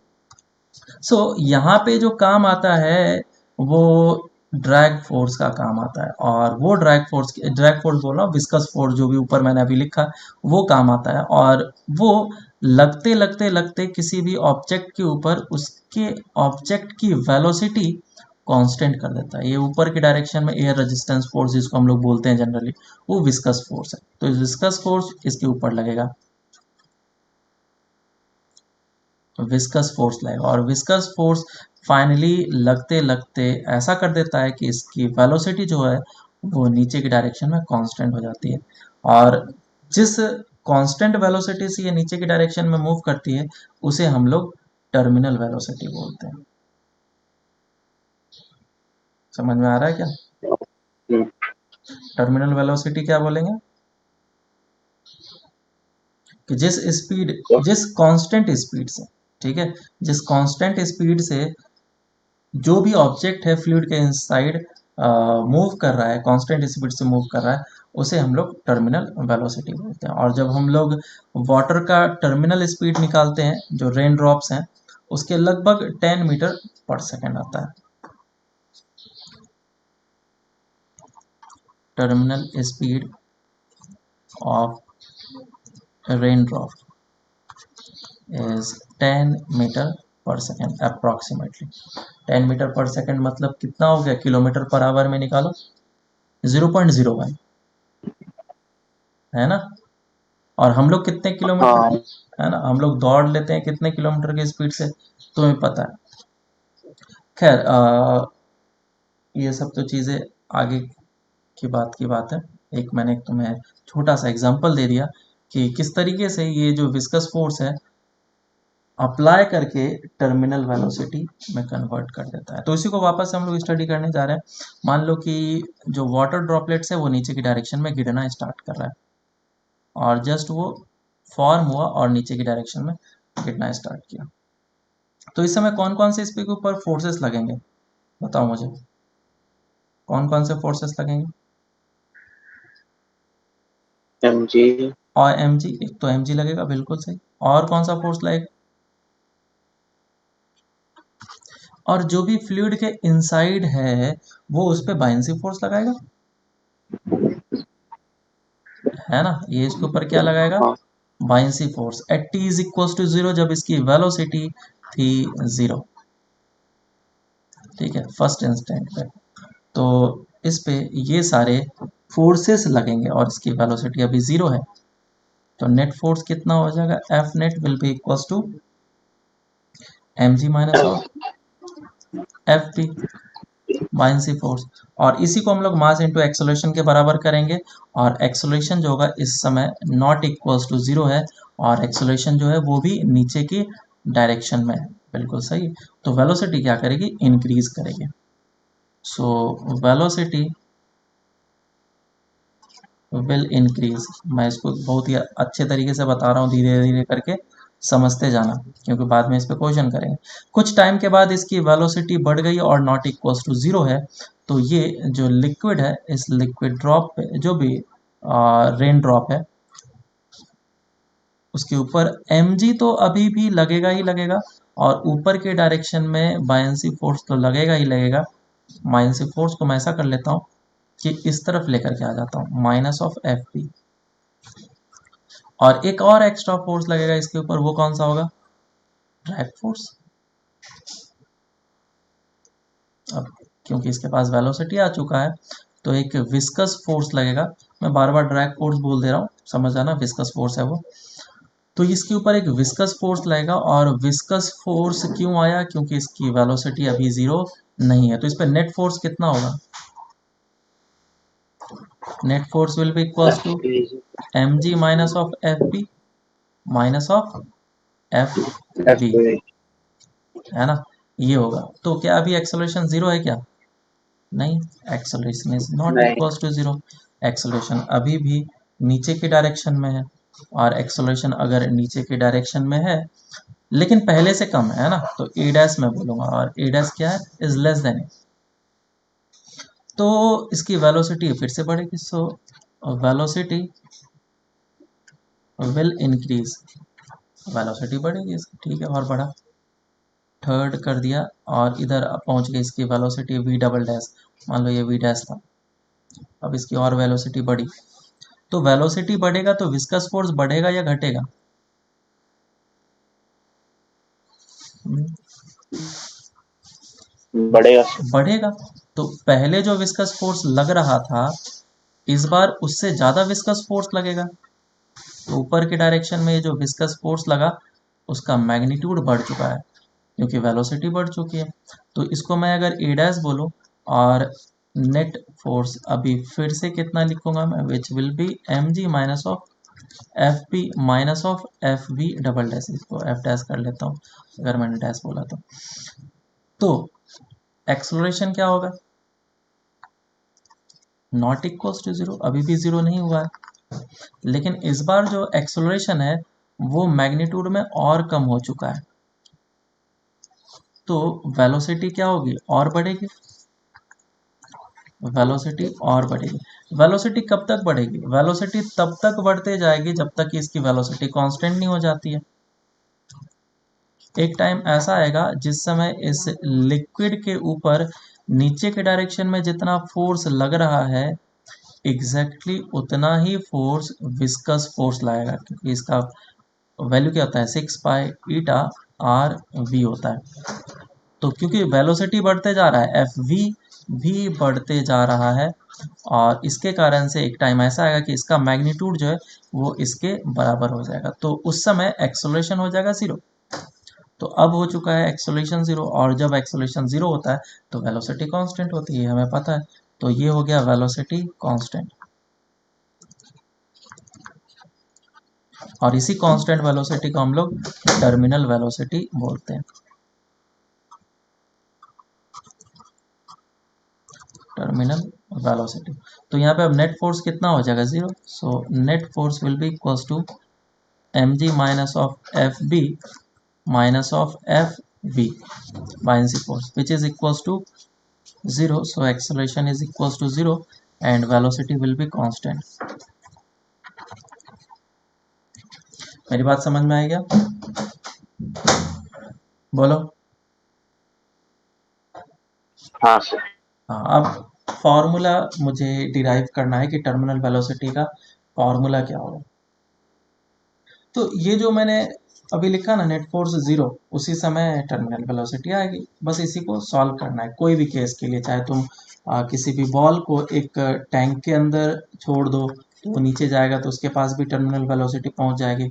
तो वो कितनी होगी हम लोग इसी प्रोसेस से निकालेंगे। बहुत जगह पे बायंसी फोर्स को नेग्लेक्ट कर दिया जाता है, बोला जाता है एयर के कारण से कितना ही बायंसी लगेगा, लेकिन मैं यहाँ पे लेकर के चल रहा हूँ, जहाँ पे नेग्लेक्ट करना होगा हम लोग कर सकते हैं। चलो अब आगे चलते हैं। So calculation for terminal velocity.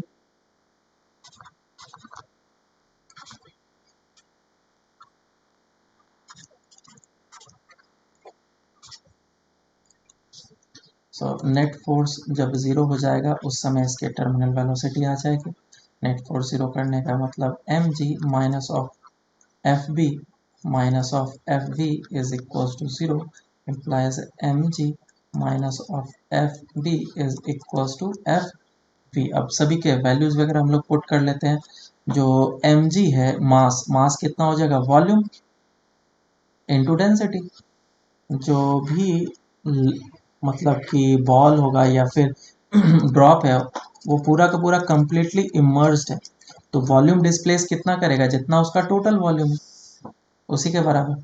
और मास कितना हो जाएगा वॉल्यूम इंटू डेंसिटी, डेंसिटी किसका सब्सटेंस का या फिर सॉलिड का, इंटू जी बाइंसी फोर्स कितना लगता है V rho G, V total ही होगा, रो कितना density of the liquid into G is equal to 6 pi eta R into V. ये वैल्यू पुट करना पड़ेगा मुझे और इसी को मैं सॉल्व कर लेता हूँ। सॉल्व करने के बाद टर्मिनल वेलोसिटी मेरे पास निकल के आता है। Terminal velocity is equal to, अच्छा वॉल्यूम का कितना मैं पुट कर लूँ value, v is equal to, ये छोटा सा टर्मिनल वेलोसिटी है और ये पुट कर लेता हूँ 4/3 पाई आर क्यूब, है ना, इसमें पुट करा। तो टर्मिनल वेलोसिटी का डायरेक्ट अब मैं वैल्यू पुट कर लेता हूँ और लिख लेता हूँ, that is 2/9 R square G divided by eta into rho S minus of rho L, ये चीज। तो इसमें हम लोगों ने क्या एज्यूम करा है कि जो डेंसिटी है सॉलिड का वो क्या है ज़्यादा और लिक्विड का क्या है कम है। तो मानो अगर कोई भी ऑब्जेक्ट काफ़ी ज़्यादा हल्का है और तुमने उसको पानी के अंदर डाल दिया तो वो फ्लोट करने लगेगा, धीरे धीरे करके ऊपर आने लगेगा। तो क्या उस केस में भी टर्मिनल वेलोसिटी आएगी? बिल्कुल आएगी उस केस में भी टर्मिनल वेलोसिटी। मान लो कि जो तुमने बॉल डाला है इसकी डेंसिटी बहुत ही कम है, तो ये तो ऊपर जाने की कोशिश करेगा ना, buoyancy force will be greater than mg, so viscous drag force will act in the opposite direction. तो इस केस में भी टर्मिनल वेलोसिटी रीच करेगी। तो मुझे यहाँ पे rho S minus of rho L की जगह पे क्या लिखना होगा, rho L minus of rho S. एक सिंपल सा ऑब्जर्वेशन फैक्ट था, मैंने तुम्हें बता दिया। बोलो अब समझ में आया, कोई दिक्कत प्रॉब्लम? यही है चैप्टर कंप्लीट, इसमें अब और कुछ है नहीं।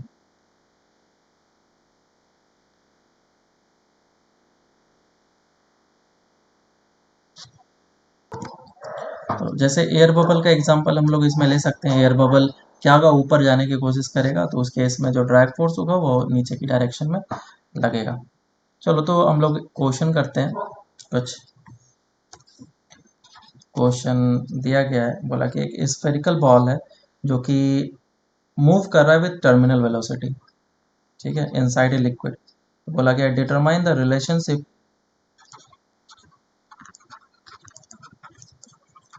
Relationship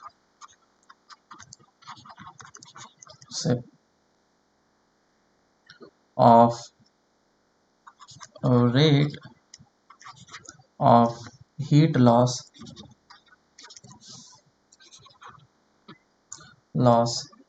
with the radius of the ball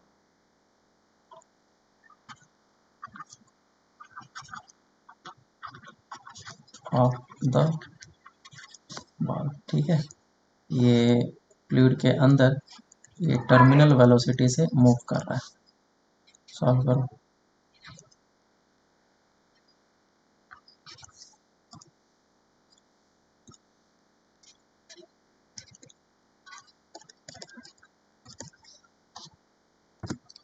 देखो इसको सॉल्व करते हैं।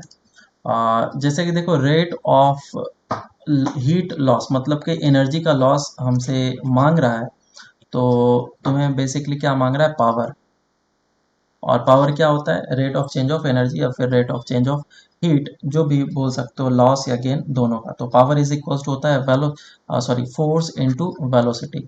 फोर्स का फॉर्मूला हमें पता है, which is 6 pi eta R V, और टर्मिनल वेलोसिटी से जा रहा है तो इतने फोर्स लगेगा, और इसकी वेलोसिटी जो होगी वो टर्मिनल वेलोसिटी होगी। So power is directly proportional to terminal velocity का square. Terminal velocity is directly proportional to R square. Clear है क्या? तो कितना आ जाएगा, power is directly proportional to radius के फॉर्म में देखना है मुझे, तो एक रेडियस तो इस जगह पे है ही, और टर्मिनल वेलोसिटी का स्क्वायर है, तो स्क्वायर किया तो ये आर एस टू पावर 4 हो गया। तो power is directly proportional to R S to power 5 हो गया। समझ में आया? सिंपल सा चीज़ है, कैलकुलेशन करना था। नेक्स्ट क्वेश्चन पूछ लेते हैं। बोला गया ए ball was dropped in air and starts moving with terminal velocity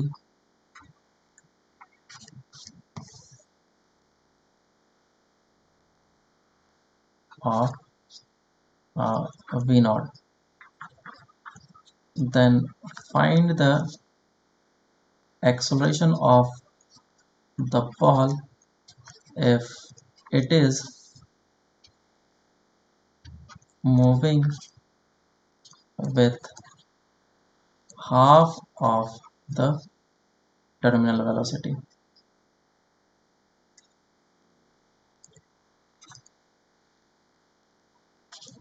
neglect buoyancy force, ठीक है, बायंसी फोर्स को नेगलेक्ट करना। करो सॉल्व। बॉल का मास वगैरह m एज्यूम कर लेना।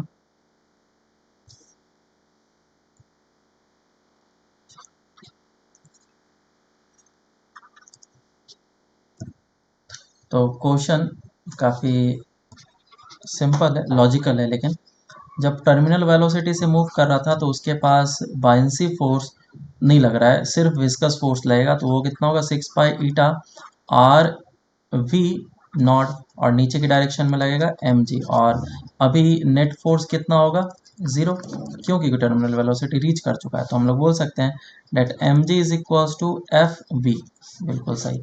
अब क्या है कि वो नीचे की डायरेक्शन में मूव करना चाह रहा है, तो एम जी फोर्स लगेगा ही लगेगा, लेकिन उस पर जो विस्कस फोर्स लगेगा वो कितना लगेगा, 6 pi eta R V naught by two, क्योंकि आधा हो चुका है।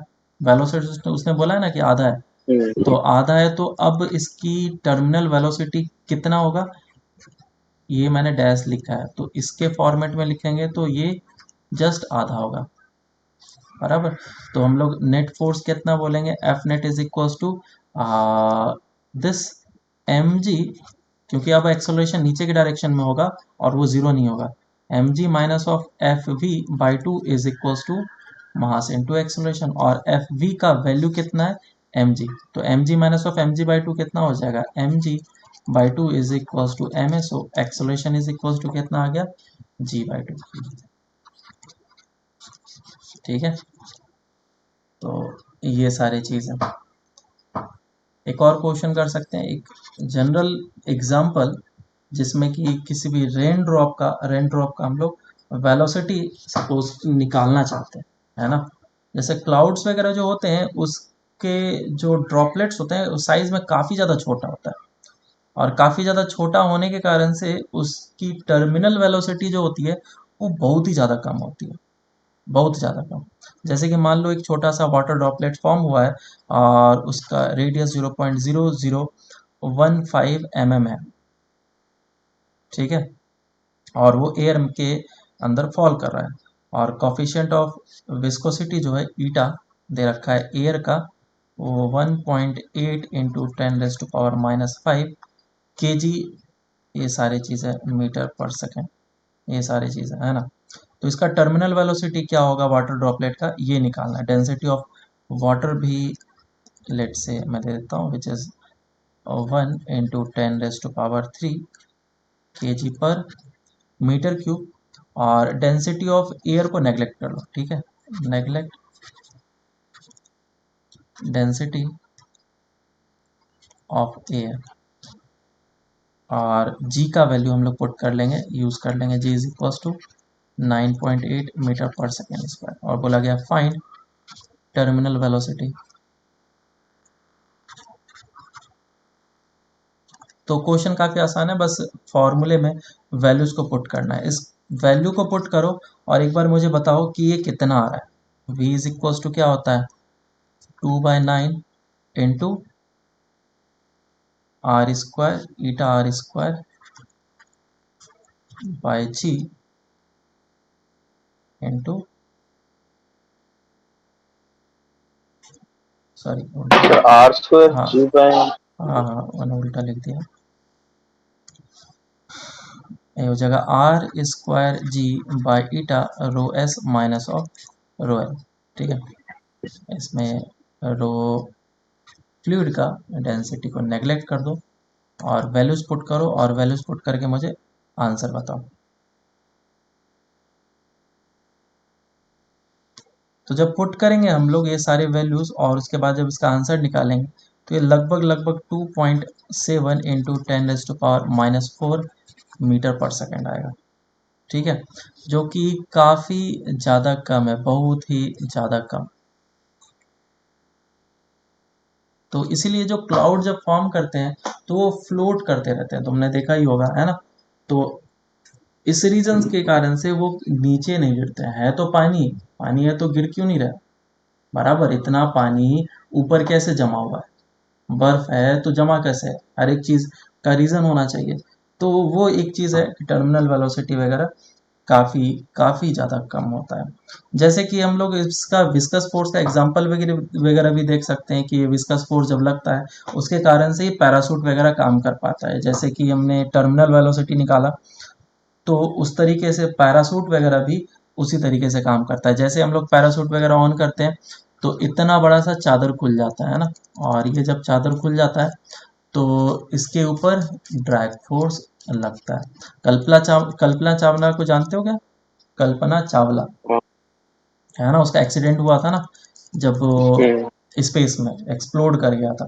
तो उसका रीज़न क्या आया था कि उसका जो स्पेसशिप है वो काफ़ी ज़्यादा हीटअप हो गया था, टेम्परेचर काफ़ी ज़्यादा बढ़ गया था एयर रेजिस्टेंस के कारण से। ये इसका जो नोज़ल होता है वो काफ़ी ज़्यादा फ्रिक्शन के कारण से गर्म हो जाता है, हीटअप हो जाता है, और ज़्यादा हीटअप होने के कारण से ये तो एक्सप्लोड करेगा ही करेगा, है ना। तो ये सारे रीज़न थे। तो अगर मैं इसकी वेलोसिटी, टर्मिनल वेलोसिटी का ग्राफ बनाऊँ तो वो कुछ इस तरीके से बनता है। मान लो कि रेन ड्रॉप है या फिर पैराशूट है, वो गिरा तो time t is equals to 0 पे वेलोसिटी 0 होगा, और जैसे जैसे टाइम बढ़ता जाएगा वो एक टर्मिनल वेलोसिटी को रीच कर लेगा। सो this will be the terminal velocity.